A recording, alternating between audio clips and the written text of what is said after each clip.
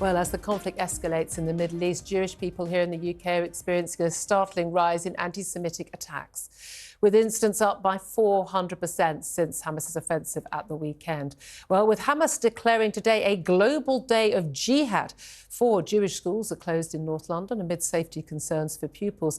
And elsewhere, the Football Association is under fire, quite rightly, for refusing to light the Wembley arch in Israeli flag colours.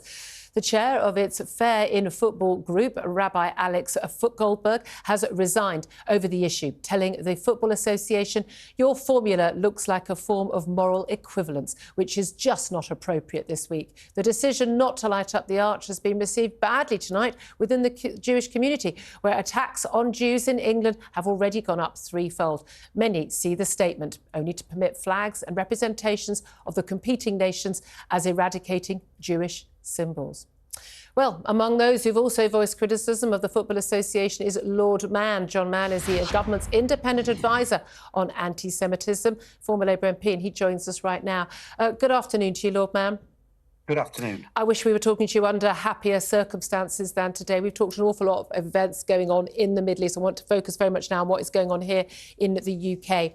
Let's talk first of all about our schools. No specific threats on any of those 4 schools that chose to close, but I think certainly living in North London area myself with many, many Jewish families, a lot of concern in those communities and a lot of concern in other Jewish communities that their children are not safe, being told, maybe don't wear your school blazer, so it'll identify that you're going to a school that is particularly a Jewish faith school. What do you make of that happening in our country in the 21st century? It's shocking, but it's not surprising. In fact, the numbers of Jewish kids not at school today is very high. You know, most schools have stayed open. Not all Jewish kids go to Jewish schools either. But there are significant numbers.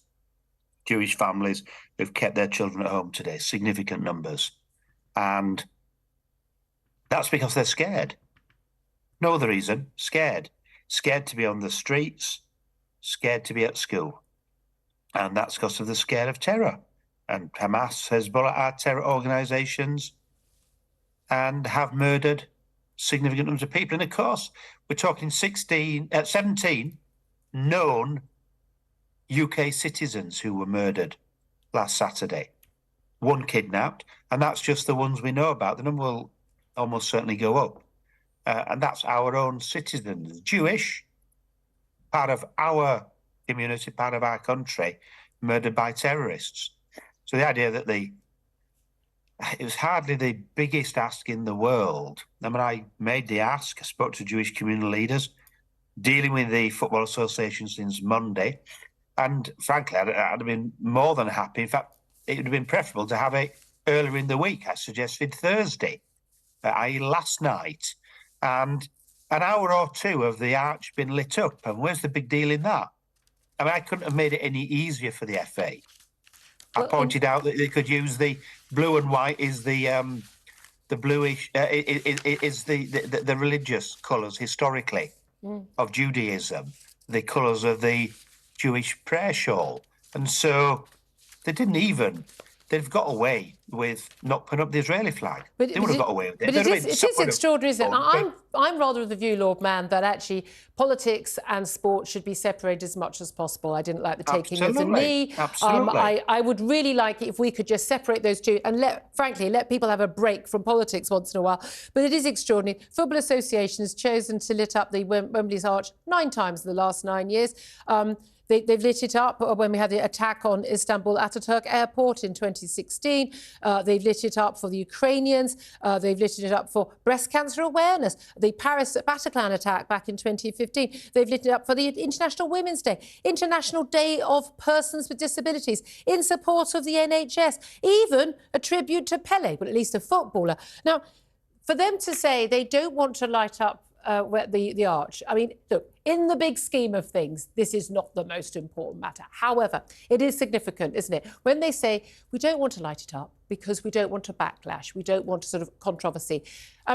Well, they weren't afraid of a backlash, it would appear, over players taking the knee for Black Lives Matter, when that was about the murder of 1 man in America. We're talking about the slaughter of 1,300 men, women, children, and the state hostage-taking in Israel. I find it extraordinary that those 1,300 Jewish lives aren't worth as much as one black man's life in America? Because that's the calculation they seem to be making. Well, that's the message the Jewish community hears. And, I'm relaxed about them. The Wembley Arch is lit up in different ways all the time. I think far more than the ones you've listed, Julia. Yeah. It's always been lit up with one colour or other all the time. So what's wrong with lighting it in the colours of the Jewish prayer shawl when you've got a huge Jewish community in great trauma, members of which have been murdered, relatives directly, British citizens, a couple of hours lighting up the Wembley Arch. I mean, it is no big deal. It's a small thing. It's a small gesture, but I think it would have been empowering for a community in shock and in trauma. So it would have been a good thing to do. And doesn't I'm this somewhat tell us, bewildered Lord that they've Mann, not done it. Doesn't this just tell us that football is in the pocket of big money? We know that. And a lot of that money is now coming from Saudi Arabia. It's coming from Qatar. And actually, when they say we don't want a backlash, what they're saying is we don't want to upset the people who pay for everything. Well, what they said to me was they want to avoid politics. We've done exactly the opposite. They've got themselves into politics. I mean, their communications on this is dreadful. I hope the minute's silence will go well tonight, but there will be no Jews there because it's Shabbat. It's Friday night dinners for the Jewish community. The majority do that already every Friday night. This Friday, after what's happened, virtually every Jewish person will be with their family. Absolutely. So there will be no Jewish people participating at Wembley. I told them that. I warned them of that. It seems to me, if one's been polite, clumsy, I think worse than that. And it gives a straightforward message to the Jewish community. Yes, but indeed. Football says, oh, the family of football. It says, well, you're not part of our family. For football, Jews doesn't matter. That's the message. Yeah, that is, and they will know that by now, but they've not changed their minds despite the letter from the condemnation from the Prime Minister, the Culture Secretary and others. Can I ask you also just briefly about the BBC? This morning, the BBC's Michelle Hussein on Radio 4 was asked a conversation with the Defence Secretary, Grant Shapps, defending the BBC, saying it's Ofcom rules and the BBC Charter for them not to appear to not be neutral in any conversation, in any debate, and that they're not calling Hamas terrorists was basically a requirement of the BBC. What do you make of that defence? I think it's good that the BBC is neutral, but Hamas is in law a terror organisation. These were terror attacks, terrorist attacks. There isn't an ambiguity. What happened last Saturday, the murder of children, grandmothers, babies, women, rape, mutilation, terrorism. That's not an argument, it's a fact.